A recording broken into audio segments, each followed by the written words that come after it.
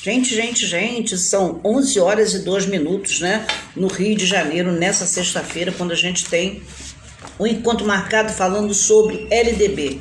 Consequentemente, quando se fala em LDB, se fala em educação brasileira.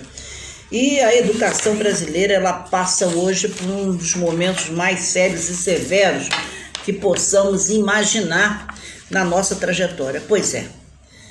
Primeiro, algumas notícias que são extremamente importantes e que podem ser objeto até de concurso público, que são as manchetes que norteiam o comportamento, né, dos órgãos competentes para com a educação e que acabam criando assim, vamos dizer assim, uma zona de conflito, não só um conflito de forma, vamos dizer assim, pedagógica, mas também de cada indivíduo em si. Uma vez que nós entendemos que a educação ela é de todo para todos e responsabilidade de uma sociedade, né? Maria do Céu, que bom ter você aqui. Saudades, hein? Tá sumida, quero saber como é que tá o noivo, se tá tudo bem. Não mandou mais notícia, não me falou nada e eu fico preocupada. Mas acredito que esteja bem, né? Então, não sei se será objeto de concurso público, de pergunta de concurso público, mas antes de falar da LDB, eu gosto sempre de fazer algumas pontuações que Luiz Paulo Antunes, hoje é só para as magistéricas, mas mesmo assim, se eu não falar em você, você diz que eu cancelei você e você sabe que eu não cancelo nunca ninguém, muito menos os meus queridos alunos. Alessandro Mongin, hoje eu só falo com as minhas magistéricas porque o assunto aqui é escola, né? Mas quem sabe que você também não entre para a área educacional e marque um gol aí. Faz de conta, né? Quem pode imaginar o dia de amanhã? Portanto, grande abraço para vocês. Dizer, Luiz Paulo, grande abraço aí.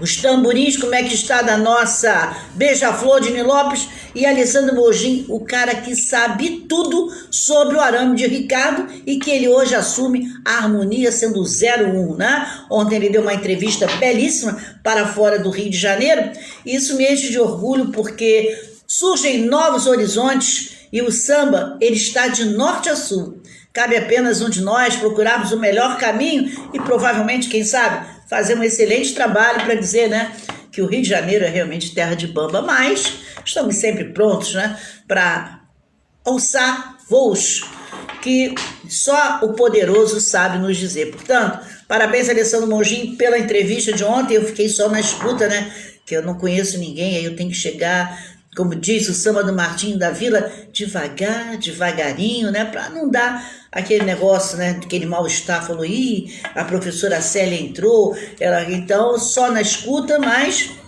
fiquei muito feliz pelas arguições que fizeram a vocês e pela resposta que você deu, Alessandro, porque na realidade tem pessoas que são realmente interessadas, né, com aquilo que se refere ao samba, ao nosso carnaval, que sem sombra de dúvida é um grande elemento para a economia brasileira. Enquanto não perceberem isso, olha, sinceramente as pessoas podem até ficarem meio que perdidos. Josiane, então, muito obrigado aí a vocês que não são da área do magistério, mas que passaram aqui para dar umas piadinhas. Gente, estamos falando de educação hoje e, consequentemente, dizer o seguinte: pontuem aí elementos que vocês não podem perder de vista. Quando eu digo elementos que vocês não podem perder de vista, é por conta de quê? É por conta das formas com que as bancas examinadoras entendem que o conhecimento na totalidade seja importante. Então, eu falo de LDB e pontuo alguns elementos que vocês precisam, de repente, guardar para uma dissertação, se assim essa banca vir a pedir. Bom, com relação, antes de começarmos a falar nos nossos artigos, vamos fazer algumas pontuações que estão sendo fundamentais nesse momento. Educação brasileira está em último lugar em ranking de competitividade, ou seja, a nível de educação a educação que eu falo é de banco de escola, banco de faculdade. O Rio de Janeiro, em termos de competição, não só o Rio de Janeiro, mas como todo o Brasil, está em último lugar.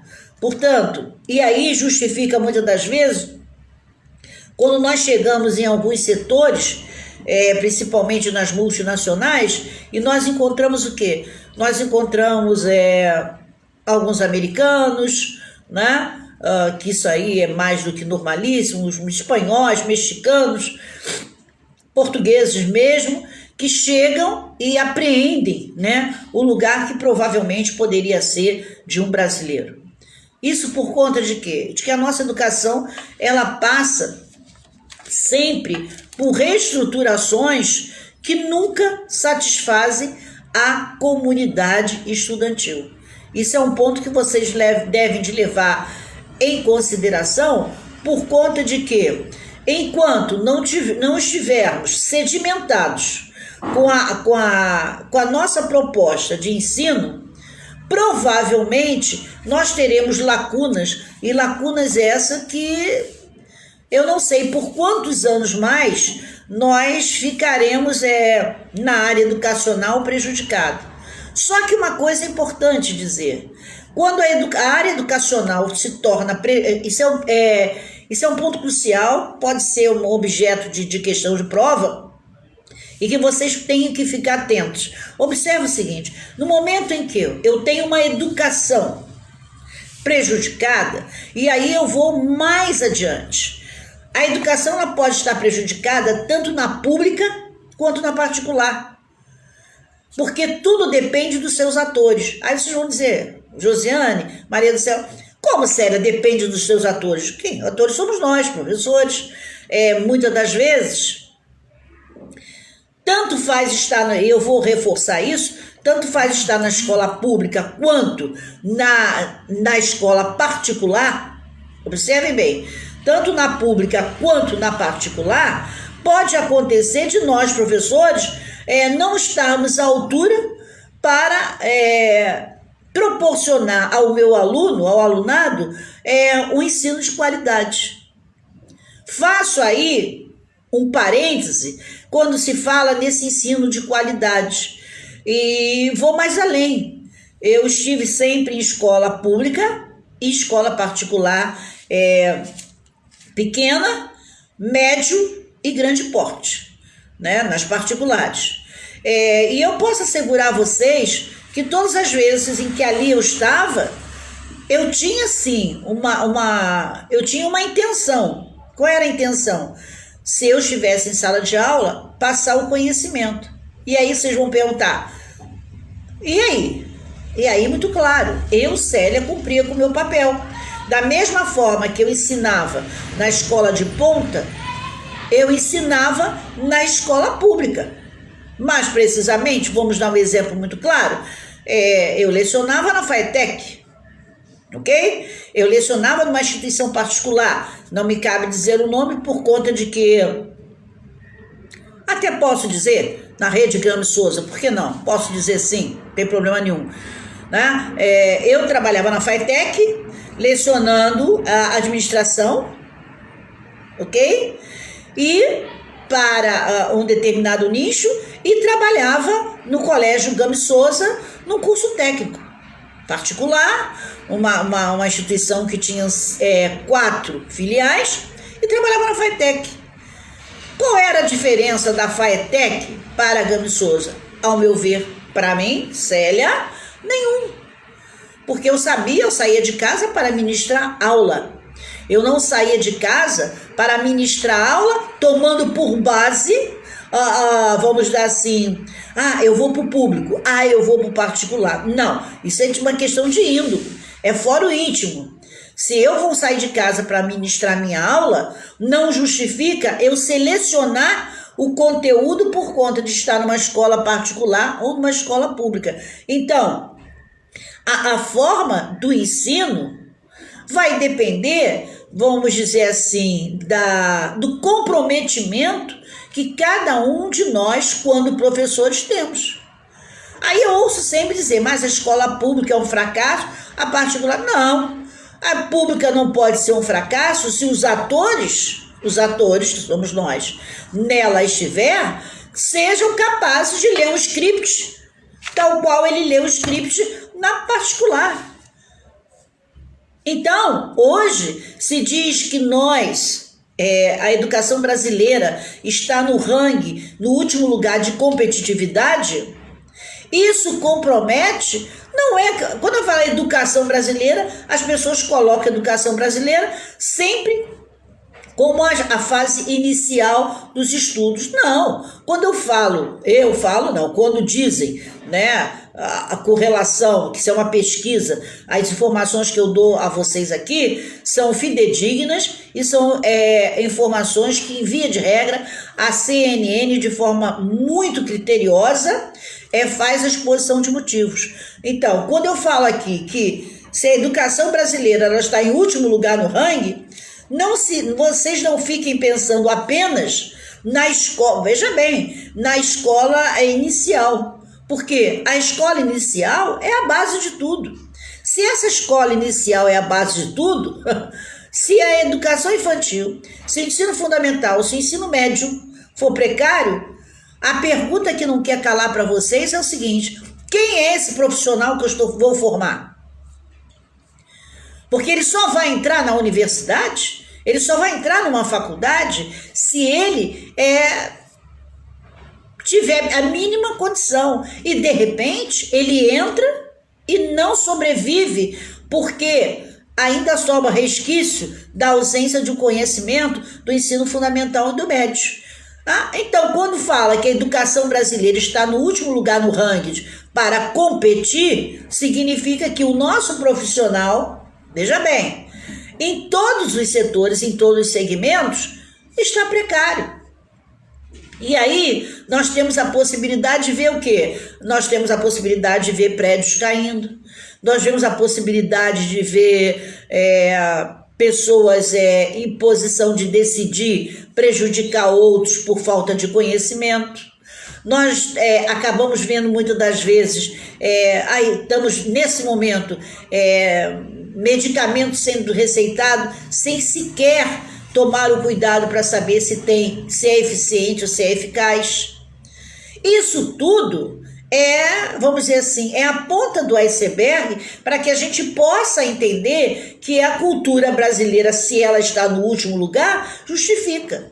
E aí não é só a escola pública, não. Quando se fala que está em último lugar, porque significa que todos os seus atores não conseguem, a nível, digamos, de discurso diante de uma plateia, fazerem o seu papel. Então, é uma das notícias que realmente vocês precisam estarem atentas para que vocês venham fazer um concurso e, de repente, precisar dessa base, desse alicerce. Bom, a Secretaria de Educação, né, diz que dos servidores públicos, 80% estão vacinados. No particular, eu não posso assegurar quantos, porque não se tem um dado estatístico satisfatório. Porém, tanto no público quanto particular, existe aí um suporte para que o professor, prestem bem atenção, que não se sinta, isso não serve para certas instituições, né? Tem instituição que o negócio não funciona, né? Tem instituição que o negócio fica estreito, né? Mas tem instituição que, se ao pé da letra tiver a capacidade de seguir os ditames da lei, se um professor disser que não acha em condição de ministrar aula hoje, presencial mesmo, para 30% ou 40%, ele pode ficar em casa. Isso vai fazer o quê? No público é fácil, porque ele pega o BIM. O BIM é uma solicitação para comparecer ao médico da prefeitura ou do estado, e ao chegar lá, o que acontece? O médico atesta que realmente aquele profissional não tem condição de trabalhar.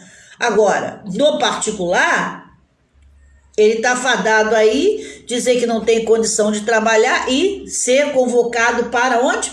Para a rua.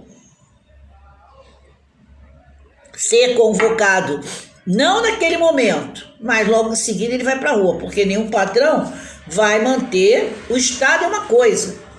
Quando eu digo Estado, é o Estado, a União e o município com os seus professores agem de uma forma porque a lei ampara. No particular, eu acredito que seja humanamente possível um professor chegar e dizer, olha, eu não estou em condições de trabalhar.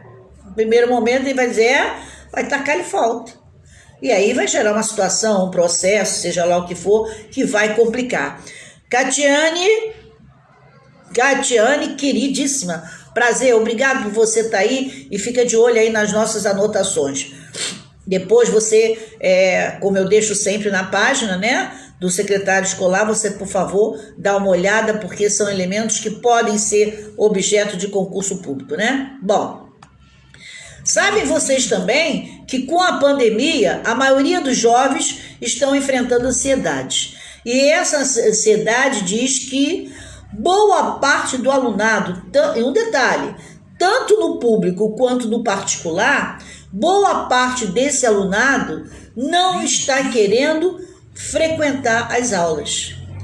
Por quê? Existe o desânimo. A gente sabe perfeitamente bem que tem pessoas que preferem estar contracenando com o professor, prefere estar contracenando com a instituição de ensino do que ficar na retaguarda. Ora, segundo aí as estatísticas, acredita-se que após o término de toda essa vacinação, os alunos queiram retornar à escola. O que eu acho que nós somos muito condicionados a início, meio e fim.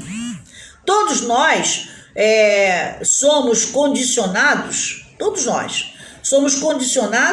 a que a escola começa em fevereiro, para em julho, volta em agosto, termina em dezembro. E isso já é aí, chegou uma queridíssima aí que eu não conheço, mas acho que pela carinha bonitinha é minha aluna também. Foi minha aluna também. Veja bem, nós estamos condicionados aos meses de inícios de aula. Então eu acho muito pouco provável, isso é minha opinião, e até agora eu não errei, pelo menos com o que se refere a ensino, muito pouco provável que alguém traga seu filho ou matricule seu filho em agosto. Não vai acontecer. Por outro lado, falei semana passada e estou falando para vocês para que vocês guardem esta informação que é importantíssima. Distrito Federal, prestem bem atenção no que eu estou falando, porque pode ser uma dissertação que vocês precisam estar atentos. Bom, Distrito Federal e Rio Grande do Sul, através do Poder Judiciário, foi sentenciado favorável ao ensino residencial. Prestem bastante atenção no que eu estou falando. Favorável ao ensino residencial em casa. Isso quer dizer que se o Rio Grande do Sul, se o Distrito Federal, através do Poder Judiciário, recebeu o aval para que pudesse funcionar, isso nos leva a crer que virou uma coisa, vocês é óbvio que não são obrigados a saber porque não são da área do direito, mas isso gera um elemento chamado jurisprudência. O que é a jurisprudência? Vira jurisprudência é quando nós temos uma ação, a sentença cria uma determinante favorável, lógico, e a partir daí todo o comportamento que seja semelhante àquela sentença, o desfecho deverá ser dali para mais. Então, se o Distrito Federal, se o Rio Grande do Sul já fora aplaudido o direito de que o aluno possa ter aula em casa, será muito fácil em outros estados acontecer do mesmo jeito. É uma situação que vocês precisam estar atentando para ela. Quando eu digo atentando para ela, tanto o secretário escolar como o professor, seja de que segmento, ele já tem que estar vislumbrando que a qualquer momento ele vai ter que ter duas pastas. A pasta do presencial e a pasta do online. Porque eu não posso confundir, eu falei isso na semana passada e reforço com vocês. Educação à distância é uma coisa e a educação no ensino híbrido online é outra. Não confunda isso. Educação à distância, pura e simplesmente, a aula já está gravada, todo sempre será aquilo. O chat, se fizer, a resposta será num futuro próximo, dependendo do cronograma de trabalho daquela instituição. Isso é uma coisa, o EAD. Online é o professor contracenando com o aluno, como a gente está nesse momento, as pessoas contracenando, e se alguém botar aí no chat imediatamente eu visualizar, eu posso responder. Muitas das vezes o que acontece? Quando vocês colocam uma informação aí, como eu não tenho como rolar e ao mesmo tempo passar informação, as perguntas ficam retidas. Mas elas estão aqui no chat que eu estou vendo. A Catiane, quando entrou, acenou, deu bom dia, tá vendo? E por aí vai. A Maria do Céu, a Josiane, quando entra, tudo isso eu observo e participo. Isso é um online, não é uma educação à distância. Isso é um online. E esse online, já que o Distrito Federal e o Rio Grande do Sul, através dos órgãos da Justiça, criou uma determinante de possibilidade de, significa o quê? Significa que, consequentemente, isso vai alastrar por todo o Brasil. E aí vai estar um grande problema. Um grande problema para o secretário escolar, um grande problema para o professor. Por que, Célia? Porque serão necessárias a criação de estratégias. Bom, a educação, me parece que a nossa LDB, a qualquer momento, essa LDB pode estar prestes a sofrer talvez a maior alteração da sua história desde 1996. Nós estamos em 2021. Há indícios de que a qualquer momento, e isso a gente tem que estar muito atento, porque vocês precisam saber, a qualquer momento, essa LDB sofrerá alterações vertiginosas. E aí vocês vão me perguntar, mas por que, Célia? Porque no momento em que existe jurisprudência, no momento em que existe as pessoas interessadas no assunto, criando outras expectativas, isso nos leva a entender o quê? Que é preciso mexer, porque a gente não vai poder viver a vida inteira um sonho de que em 96 se apregou uma coisa e aquilo que foi apregoado desde 96 vai estar sendo usado por todo sempre. Não, não vai. Então a gente tem que estar de olho nisso, porque a qualquer momento a gente terá mudanças. Outra coisa que eu peço aos secretários, aos professores, que tenham muito cuidado no trato para com o aluno e para com o responsável desse aluno. Hoje, não dá mais para entender que a escola é continuação do lar. Isso é utopia, isso é mentira. Antes, a escola tinha o poder de se posicionar diante de falhas, diante de atitudes de um aluno. Hoje já não pode fazê-lo mais. Temos que tomar cuidado quando um secretário fosse dirigir a um aluno, quando um secretário fosse dirigir a uma aluna, quando esse professor quiser fazer alguma argüição a este aluno. Haja visto que um colégio de ponta E eu posso assegurar a vocês que, independente de localidade, instalações, ensino, preço, colégio de ponta. Então vamos lá, colégio na Zona Sul, um colégio muito bem administrado, porque é um colégio que já vão fazer quase 100 anos, se já é que não tem 100 anos. Uma instituição onde os filhos de colunares ali sempre estudaram.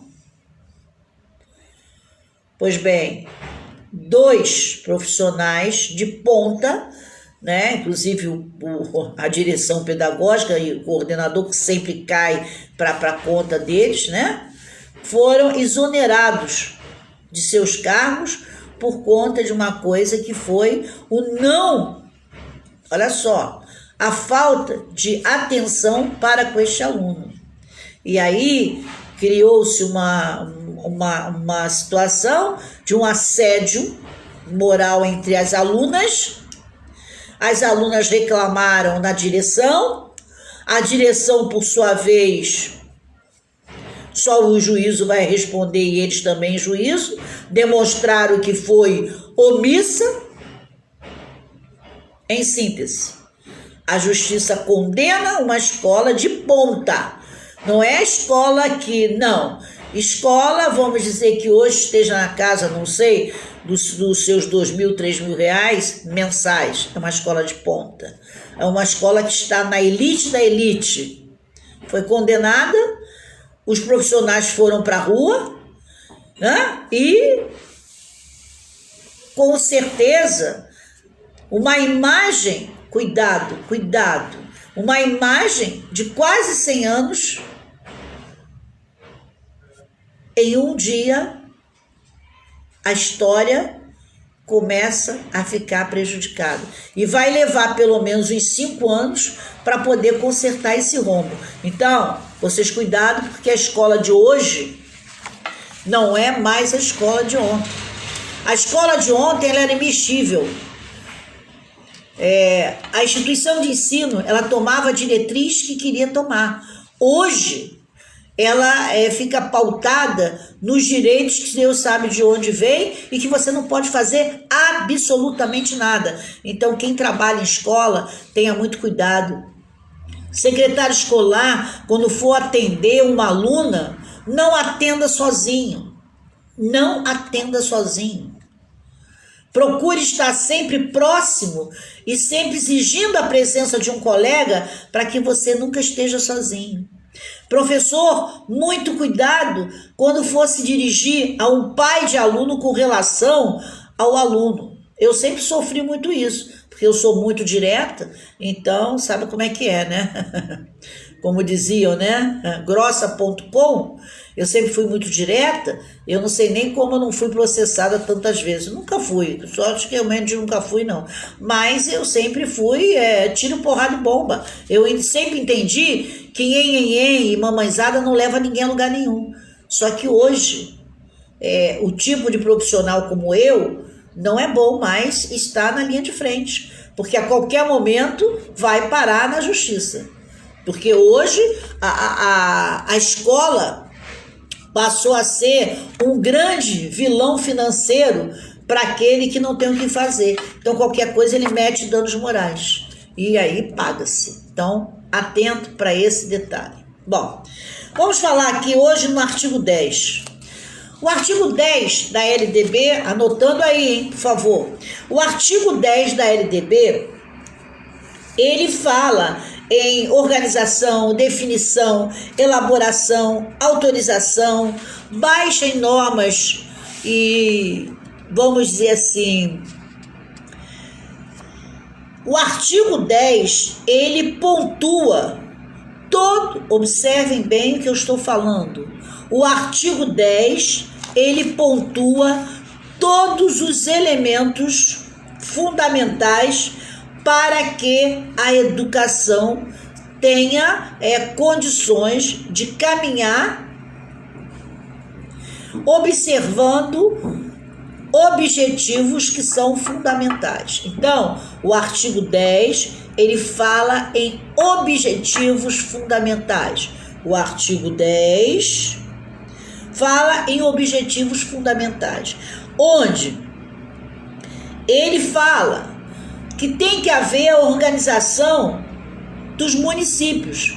Quando ele fala vamos dizer assim, uma condição de união entre os municípios, é uma forma de colaboração, de que na oferta desse ensino fundamental, os quais devem assegurar uma distribuição proporcional das responsabilidades, de acordo com a população a ser atendida, os recursos financeiros disponíveis em cada uma das esferas do poder público. Sério, o que quer dizer com isso? Quer dizer com isso o seguinte: quando eu estou no município, eu tenho que me atentar a que este município tenha uma estrutura educacional compatível com as suas necessidades. E aí entra uma brechinha para que a gente entenda que, embora a matriz curricular, atenção para esse detalhe, RP, prazer ter você aqui, grande abraço, hoje é o dia das minhas magistéricas, e aí a gente só pode falar de escola, ok? Bom, voltando aqui, quando a escola, hoje, ela tem uma matriz curricular, não tem? Tem.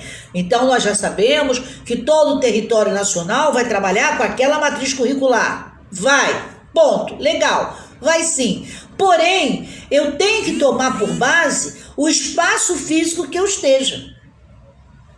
Vamos dar um exemplo? Se eu estiver no município de Miguel Pereira,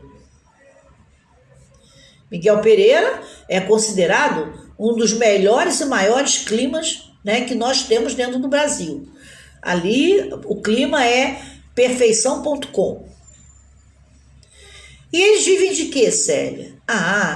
Eles vivem da confecção de roupas e da própria cidade que impulsiona o turismo.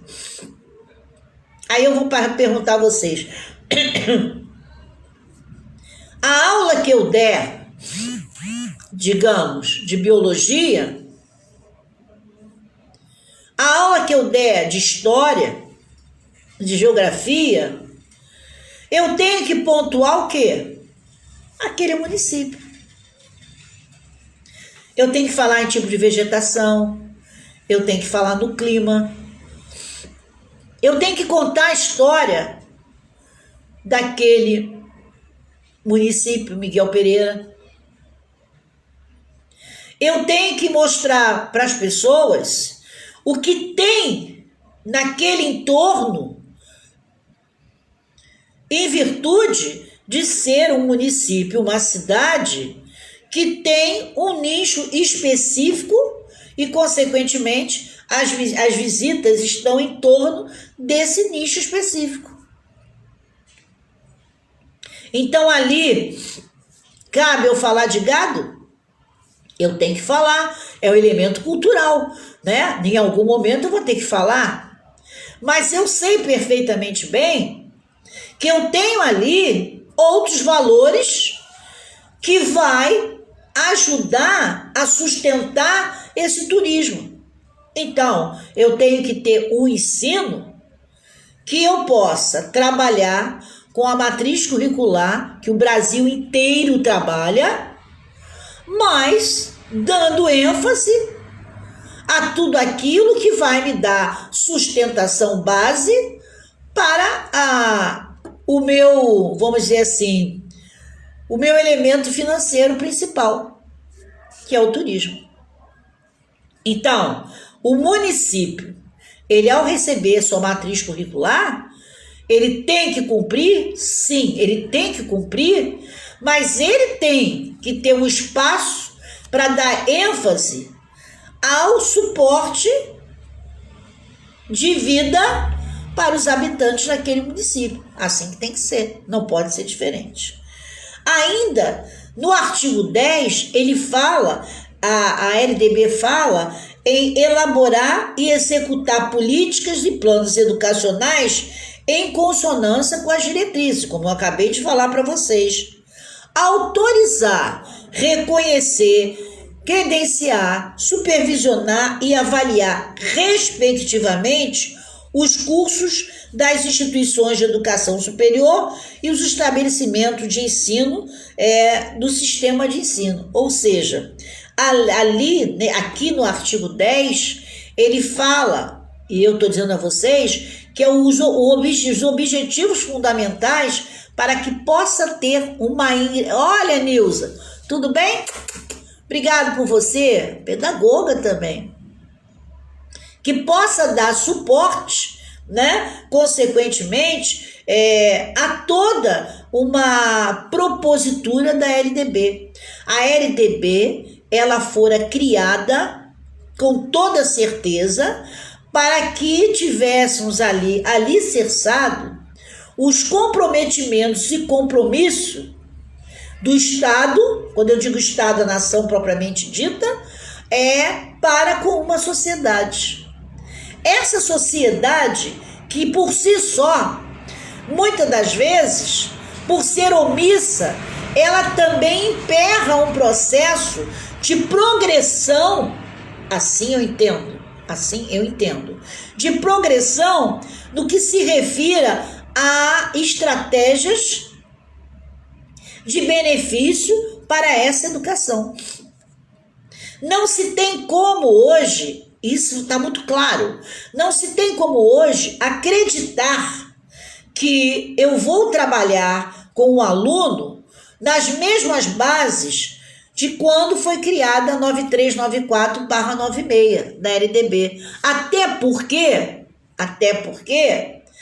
se vocês observarem, em momento algum se pensa em momento pandêmico.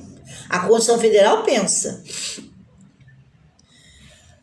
Por que ela pensa, a Constituição Federal pensa? Porque ali é latente que o legislador procurou todas as vertentes para alicerçar um comportamento único do país para com a sua sociedade. Mas aqui na LDB, a gente percebe que algum elemento, que vários elementos vão sofrendo alterações de acordo com a resposta de uma sociedade. Repetir que pode ser questão de concurso público. Pode ser, não sei. Tudo aquilo que está dentro de uma lei é porque antecipadamente vários temas foram explorados, várias consultas foram feitas e várias respostas foram apreendidas. Para quê? As respostas foram apreendidas para, através dessas respostas e essas perguntas, se condensar um material que leve à luz da verdade a ser denominado de lei. Só vai existir lei para que possa servir de base para a sociedade. Agora, é mais do que justo que para uma lei ser feita, esta sociedade precisa ser ouvida.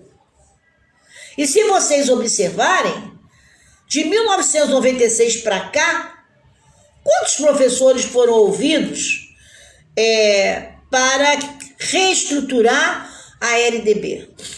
Eu não me lembro.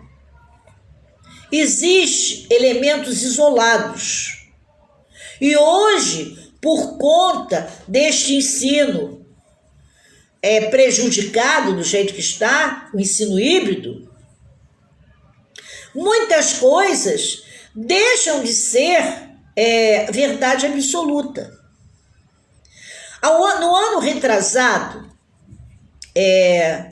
em 2019, eu cheguei para a direção de uma instituição de ensino e disse o seguinte, em 2019, isso em fevereiro ou março, precisamente, de 2019, Eu cheguei para essa instituição de ensino e disse: que tal se fosse, preste bem atenção, que tal se fosse feitas aulas nos dias tais e tais, e das sextas-feiras fosse colocado especificamente um estudo dirigido para servir de base de uma sustentação de pesquisa. É lógico, se não partiu da direção e sim de uma coordenação técnica, que era o meu caso, que valor, que voz teria, ainda mais numa instituição particular, o discurso da professora Célia em criar um dia para a produção científica? Nenhuma. A não ser que eu fizesse na minha própria escola, como eu sempre fiz. Sexta-feira sempre foi o dia da produção científica. E aí vocês vão dizer para mim, como assim? Para todos os anos, de 1º ao 5º, do 6º ao 9º, do ensino médio, que a minha escola tem. 1º a 5º, 6º ao 9º, ensino médio, desde sempre.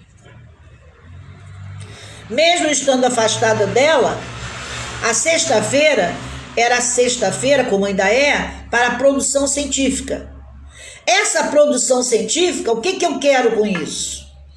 O que eu quero é que o alunado, nesse momento, ele tenha um dia para ele elaborar um texto, para ele criar uma poesia, para ele fazer um conto, para ele fazer uma pesquisa sobre molécula, sobre bactéria, sobre o caule de uma flor, de uma planta, não sei bem, o rio que vai desembocar lá na Patagônia, também não sei. Olha quantas coisas eu não sei. Mas isso é culpa de quê? É minha culpa, porque eu não saí pesquisando. Mas é culpa de quê? De uma instituição de ensino nas quais eu estudei, que eles queriam jogar o conteúdo, o aluno tinha que decorar aquilo, tirar a nota acima da média e passar. E aí? O conhecimento propriamente dito, ele fica onde? Fica perdido. E aí, voltando a esse discurso, quando eu fiz essa proposta, entrou pelo um lado e saiu pelo outro. Isso em 2019. Imaginem vocês, se em 2019 a instituição que eu mencionei isso, aceitasse de braços abertos essa proposta, quando chegasse em 2020, em março, como aconteceu com a pandemia, que todo mundo teve que ficar em casa, tranquilo, porque aquele meu aluno já tinha a condição de caminhar com a internet por conta de uma sexta-feira ele ser obrigado a trabalhar com a produção científica. E aí vai o discurso que é importante vocês saberem. Trabalhar uma escola é fácil. O difícil é saber fazer a escola. Eu vou morrer dizendo, tem pessoas que têm nas mãos a mina de ouro. Mas sabe por que não alavanca? Porque não tem um pensamento pedagógico. A área de ensino, por incrível que pareça, ela é muito mais emoção do que razão. E se por um acaso eu não parar, e esquecer que tem que pagar funcionário, que funcionário faltou, que o funcionário está com Covid e tem que trabalhar, isso tudo aí. Se tiver uma pessoa que não saiba nada disso e fique sentadinha numa mesa criando estratégia para produzir, se não fizer isso, se perde. Uma coisa é o comercial, a outra coisa é o cultural pedagógico. Então, se todas as instituições de ensino dessem ênfase à pesquisa, a um dia determinado para o aluno produzir, esse aluno já estaria acostumado com essa telinha. Porque ele tinha que mostrar trabalho. Mas isso dá trabalho para quem elabora o projeto, dá trabalho para a correção desse material, exige a presença de mais vezes de professores e isso gera um custo maior para a instituição. Só que se trabalhar assim, a instituição acaba tendo um ganho, porque quando ela sai, ela traz mais 5 alunos. Ela acredita na proposta educacional que fora criada. Então, o artigo 10 da LDB, ele pontua objetivos fundamentais para que a engrenagem, né, que a educação possa ter um viés onde nada fique sem ser atualizado, supervisionado, estruturado. Essa supervisão que a própria LDB fala, o Estado não sustenta. Por que o Estado e o município não sustentam? Porque não tem profissional para isso. Dificilmente as instituições de ensino recebem a presença supervisores da Secretaria de Educação. As pessoas confundem. Luciana Monteiro, bom dia. Muito obrigado aí pelo seu esforço para comigo e na relação de ajuda, né?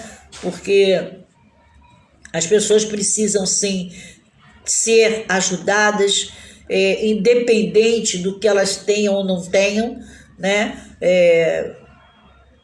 Na verdade, ninguém, como diz o cancioneiro popular, né? Ninguém pode ser feliz sozinho. E eu digo que o ser humano, para viver e sobreviver, ele tem que fazer parte de uma cadeia, né, de pessoas que esteja ao seu entorno. Não tendo pessoas para ser base, alicerce, certamente o indivíduo não caminha, né? Isso é fato. E eu sou uma pessoa que vira e mexe, sou sempre, vamos dizer assim, abençoada por Deus. Eu digo que eu sou iluminada. Tem aí algumas alunas aí, hoje aí, que sabem perfeitamente bem que a professora Célia sempre é iluminada. Por mais que puxem o meu tapete, puxam o meu tapete, mas tem sempre alguém que me coloca, quando me puxa o tapete, pá, eu caio no iate. Problema, o que eu posso fazer? Eu costumo dizer, né, que Deus e orixás são comigo, então não adianta mesmo que tá tudo, né? Então, Luciana, muito obrigada aí pelo carinho que você nutre por mim, tá? Obrigada de coração. Bom, então esse artigo 10, quando ele fala nessa supervisão, tem que se tomar cuidado também, porque o Estado não oferece profissionais para supervisionar o trabalho de quem quer que seja. Aí vocês vão dizer para mim, e agora? O Distrito Federal e o Rio Grande do Sul permite, então, através, né, de fonte jurídica, que eu vou morrer dizendo aí, sempre também, outra coisa que eu digo sempre, pode ter quem preside aqui, quem preside ali, mas quem manda no país são os togados, não adianta. Ninguém manda mais do que os togados. Podem fazer o que quiser, tira togado, bota togado, mas quem manda é o togado. Por isso, de quando em vez, eles querem tirar o togado de lá, mas não conseguem, porque são eles que mandam no país. Eles vão deixando até a hora que eles disserem, acabou. Quando acabou, né, compra vacina, distribui, o município, o Estado é dono da bola na pandemia, e vamos que vamos, e todo mundo fica... Então, esse país é o país do togado.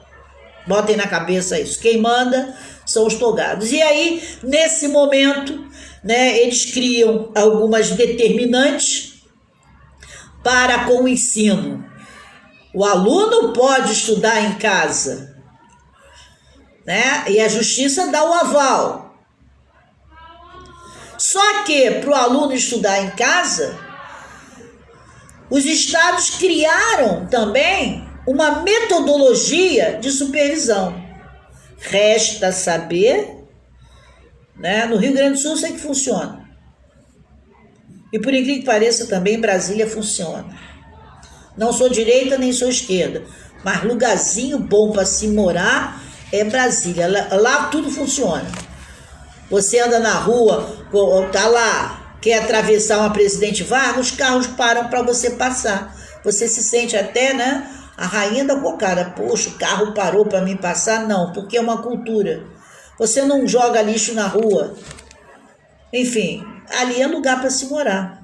Só não dá para morar ali, no meu caso, que eu tenho bronquite. E o clima é muito seco. Mas no mais, a fidalguia mora ali. O negócio é na base da rampa mesmo. Ou lugarzinho rampeiro. Sobe rampa, desce rampa, mas ali tudo funciona. Então, esses caltrens que estão sendo criados para alicerçar aquele pai que queira lecionar em casa com seu filho, tem que sofrer uma supervisão. No Rio Grande do Sul funciona, no Distrito Federal funciona, mas no Rio de Janeiro está longe de funcionar, porque aqui entram 10 professores, daqui a pouco 5 fica, ó, trololó, vai embora, fica um só. Não tem como. Essa supervisão que versa o artigo 10, vocês precisam tomar cuidado, porque a qualquer momento só pode sofrer uma, vamos dizer assim, uma retaliação, né? Bom, um parágrafo único que esse artigo 10 menciona é que ao Distrito Federal aplica-se competências referentes aos estados e os municípios. O que você quer dizer com isso, Célia? Porque somente o Distrito Federal acaba criando determinantes para os estados e para os municípios. Entenderam agora? Pois é. No artigo 11, a LDB ela fala dos municípios e nas incumbências que o município tem. E aí vem toda a mesma estrutura quase do artigo 10, que é autorização, credenciamento, supervisão. E aí, nesse artigo, anotem aí, por favor, nesse artigo 11 tem um elemento importante, tá? Que é oferecer educação infantil em creches e pré-escolas e com prioridade o ensino fundamental, permitindo a atuação em outros níveis. Observem vocês uma coisa. Oferecer a educação infantil em creches e pré-escola. O legislador aqui, ele pontua, de fato, que a educação infantil e o ensino fundamental, ele é obrigatório, é um direito da família, uma obrigação do Estado e responsabilidade da família. Tá? Então fica muito claro, muito visível o artigo 11. E tem uma prerrogativa no artigo 11 que é um agente complicador, quando ele fala assumir o transporte escolar dos alunos da rede municipal. Isso está na Lei 10.709, eu acho, de 2003. Quando ele fala assumir o transporte, é o bendito Vale Transporte que nunca chega na escola para esse aluno. Olha que coisa maluca. Mas a LDB, ela prevê essa possibilidade desse aluno ir para a escola de forma gratuita e não onerosa, facultando assim a obrigação do pai de mandar o filho para a escola e esse filho ter o direito de ir e vir numa condução sem que o pai tenha a responsabilidade,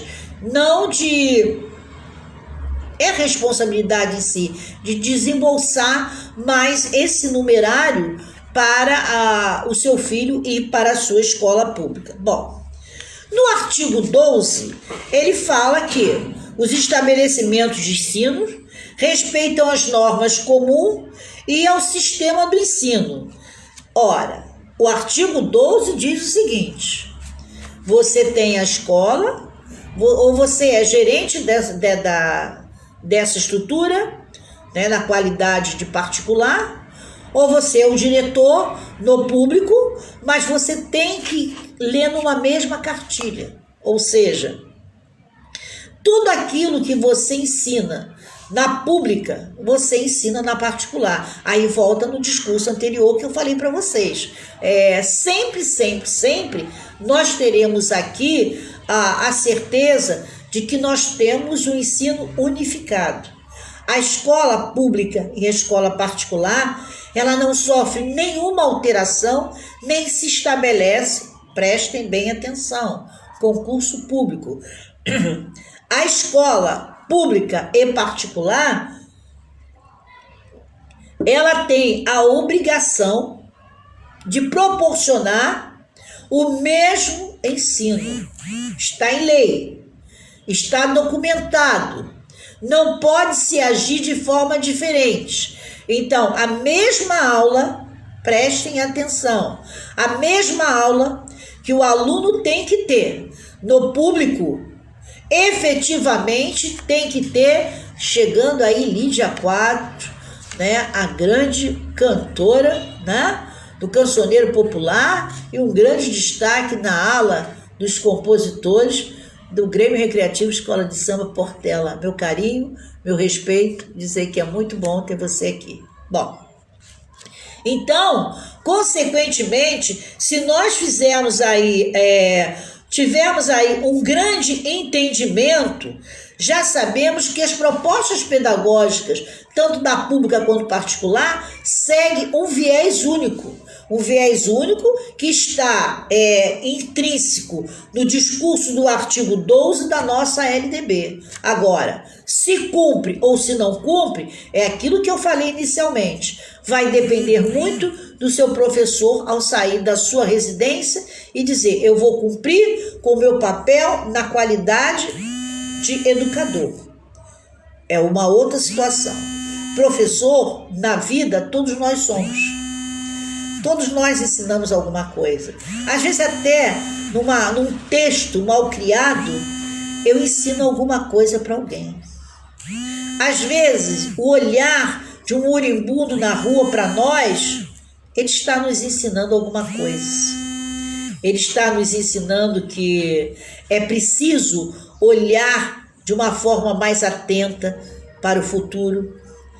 Ele muitas das vezes, naquele estender da mão, ele está nos mostrando que o quanto é necessário ter uma condição para pelo menos se alimentar. Ninguém se preocupa com isso. Ninguém pensa nisso. Ninguém faz uma análise sobre isso. Mas professor, qualquer ser humano é. Agora, educador é outra história. Educador é aquele, sim, que se propõe a fazer um trabalho para poder, à luz da verdade, permitir que aqueles que estão ali à sua frente venham ser pessoas de bem. E aí vai vir uma outra situação que alguém vai perguntar: como alguém pode ser pessoa de bem na favela? Pode. O destino, cada um escolhe o seu. Mas pelo menos numa sala de aula, este educador, se for educador, mesmo ele não sendo do bem, ele procura ser correto. É só fazer análise.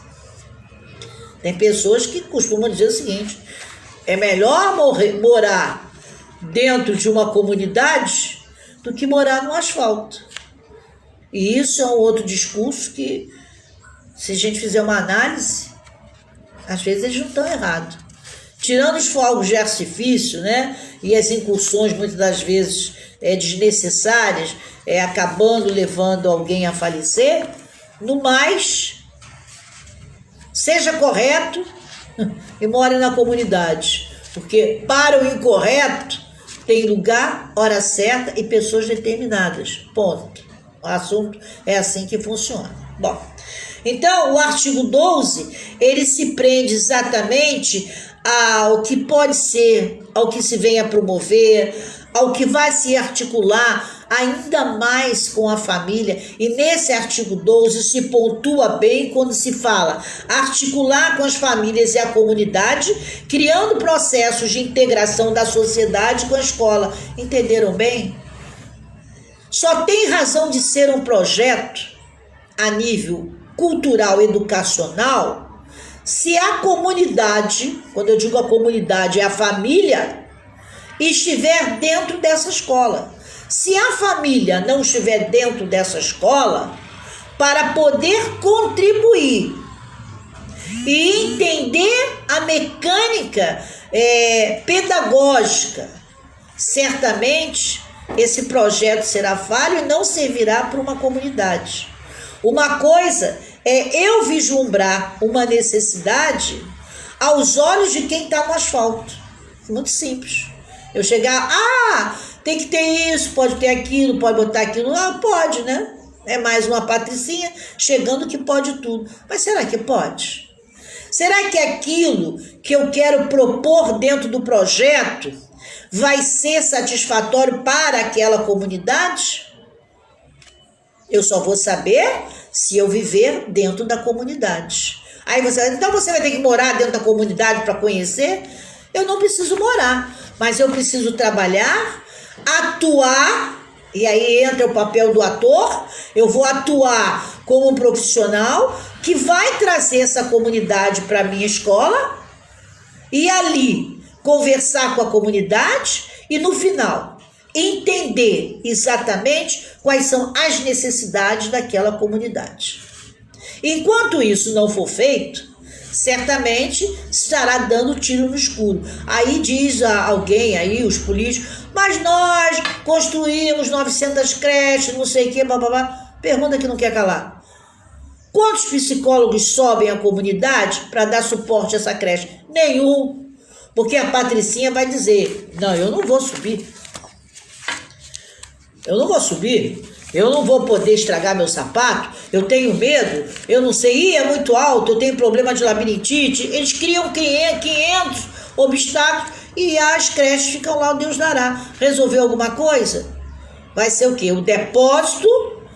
É um restaurante depósito que eu digo. A criança toma café, a criança almoça, a criança janta. O professor ensina como pode e o suporte psicológico que esse aluno precisa ter. Porque, dependendo da comunidade, é obrigatório e necessário alguém que tenha uma estrutura, um conhecimento de psicologia, de neuro, de psicopedagogia, para poder contracenar com essas crianças e sempre impulsionando o lado do bem.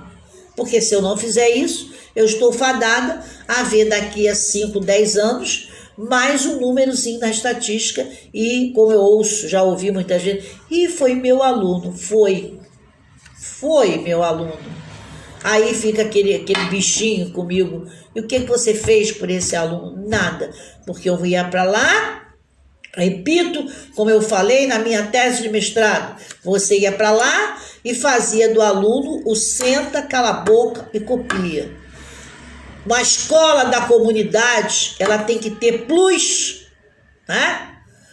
Plus, como diz o francês, para poder erguer ali uma bandeira do acredito em você.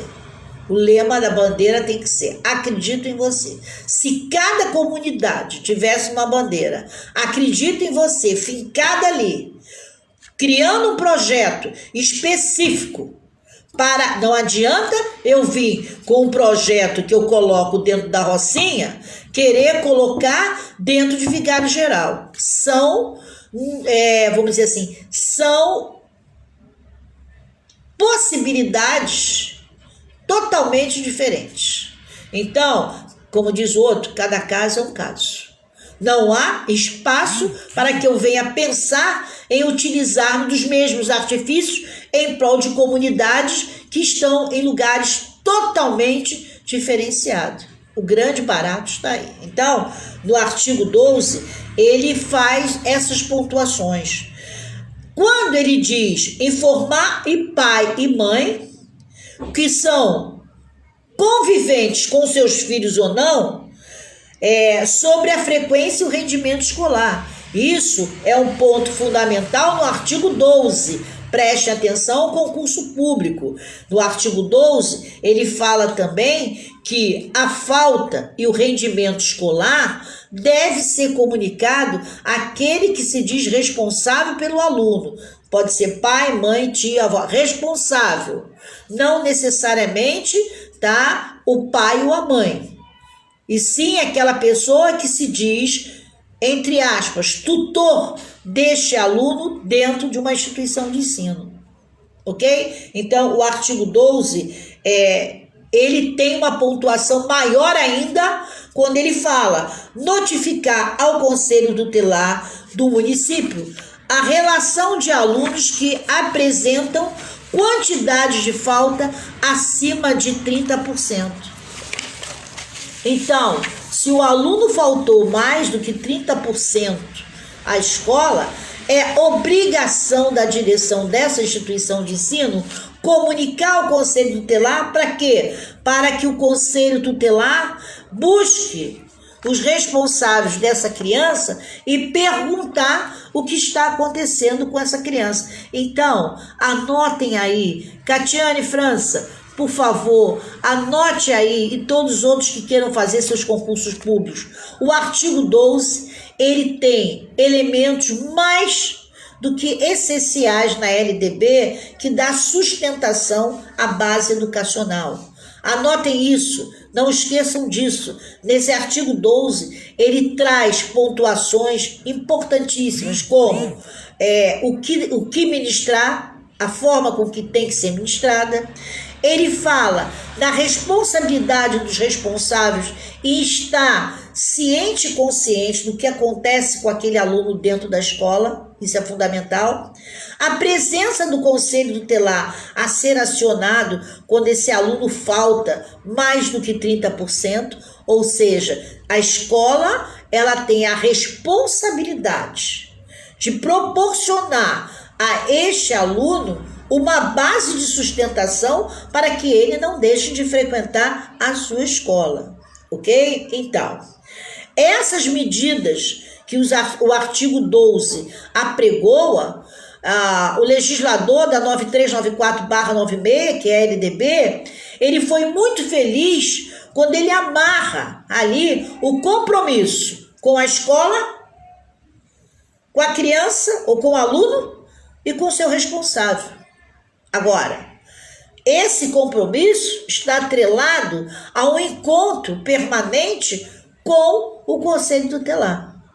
O Conselho Tutelar aí é que faz a vez de um comprometimento legal e que, na realidade, é importantíssimo que se perceba o quanto, se todos forem vamos dizer, muito bem direcionado, essa escola vai cumprir com o seu papel, sendo ela pública ou particular, porque o Conselho Tutelar não está para só atender a escola pública, não. Porque na escola particular também tem aluno que não frequenta a aula. Isso é normal, não é isso? Fala também que